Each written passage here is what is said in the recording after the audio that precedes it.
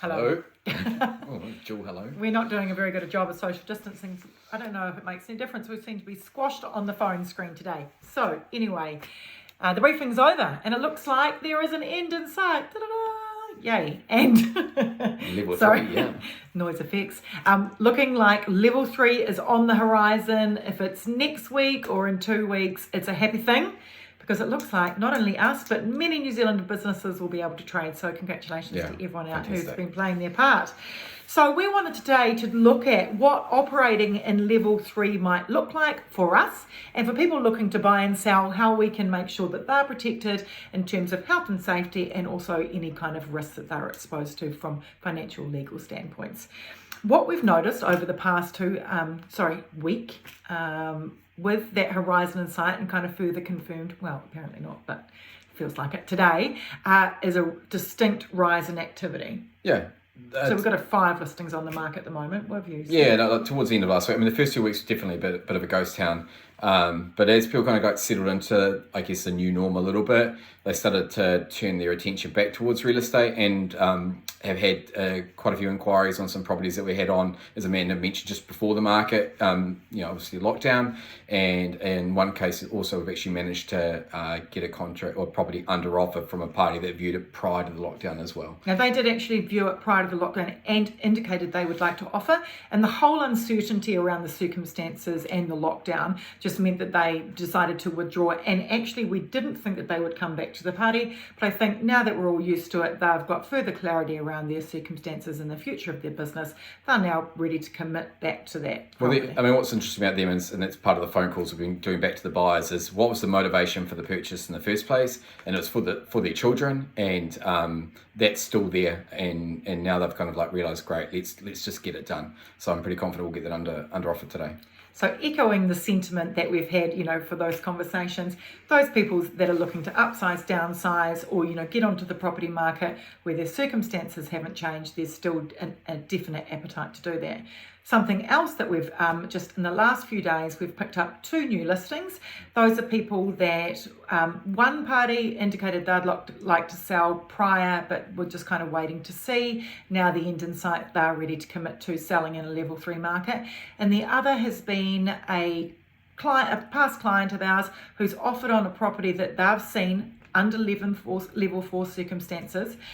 They have decided to offer subject to viewing in a level 3 scenario and subject to the sale of their house.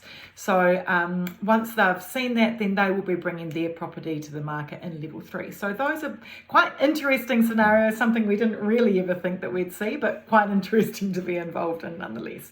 But it is nice to see that kind of activity picking up and an end line in sight. So what we want to talk about is the potential of looking at property in the new market. Now, as we were leading into the lockdown level 2 and then kind of level 3, we had discontinued open homes, and those are not going to be around for the foreseeable future. No. I don't even know, based on that discussion today, if they would be permitted at level 2. Did you think? I guess, yeah, it's the size of people in one area, which they're obviously trying to limit. So maybe not. Maybe it might be a while before we get back to being able to show property like that. I think so. But 15 years ago, open homes weren't really the thing. That it was all about private inspections. So we're kind of reverting to that. And what we want to encourage, so there's a few things that we want to touch on. Firstly, especially for first home buyers, how long do they take to build their market knowledge? They could take 3 to 6 months to make a decision about property, and obviously they come in new and they don't know a lot about real estate, and it's around that 3, 4, 5 months point that they really start to get a good understanding of where the market's at, and then they feel a bit more confident about making offers. So. Yeah, so their standard process, so that they don't feel like they're wasting agents' time, is to visit just open home after open home. That's not going to be able to be done. So we encourage first home buyers looking to build that knowledge, or any buyer in the new market looking to build that knowledge, to get in touch and book a private inspection. Yeah. For our team in particular, we have a huge capacity. We've got 5 agents, and so we just are absolutely able to show a property when you don't actually. I tend to find that previous, the private inspections, people felt a little bit nervous around it. They thought they might be wasting our time if they didn't like it, and that was their concern. it's totally okay. I mean, we're happy to take people through at any time. And as Amanda said, we've got the team to do it. So just pick up the phone, come along and have a look. Find out if you're concerned about it, when another inspection for that particular property might be, and you might be able to tag on to the end of it. Yeah. That person leaves, you come in, and that way you won't feel under so much pressure. So there's a lot of work that you can do before you come to the market, and all of the listings, or the bulk of the listings that are on the market at the moment, will have virtual tours and videos. So making use of that great virtual stuff to kind of familiarize yourself with the property. You could do a drive-by. You can call the agent and ask for all of that great information, building reports, limb reports, so that in advance of viewing. So when you come to the property, you're making the absolute most of your time. You've got some pre-prepared questions. Yeah. But don't just fully rely on the online tours. I mean, you've really got to come along to have a look to experience what a property's like. So don't judge it too much. Have a look and think, yeah, it's kind of got what I need. And then I'd like to make a private view and then give us a call. Yeah, because it's very hard to kind of get that emotional attachment through a set of photos, but certainly you'll be able to see if you've got, the number of bedrooms or whatever.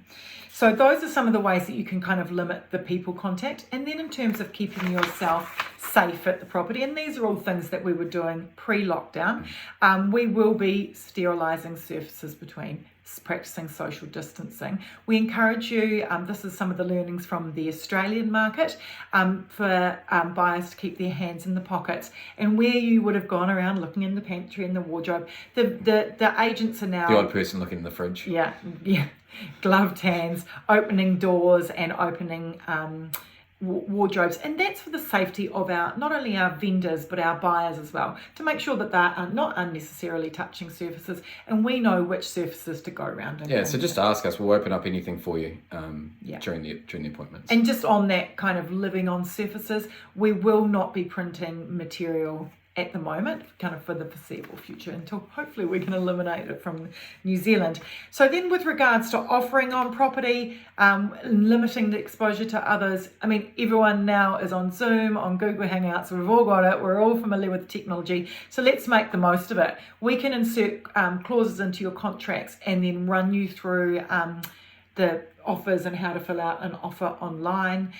You can go to your solicitor and have all those things inserted, and a lot of it can be done, without any risk to your health or kind of too many social interactions. So if you want to book those appointments, we can just organise that and do it online. As I say, Google Hangout, have a meeting and go over the contract with you after you've either seek some legal advice.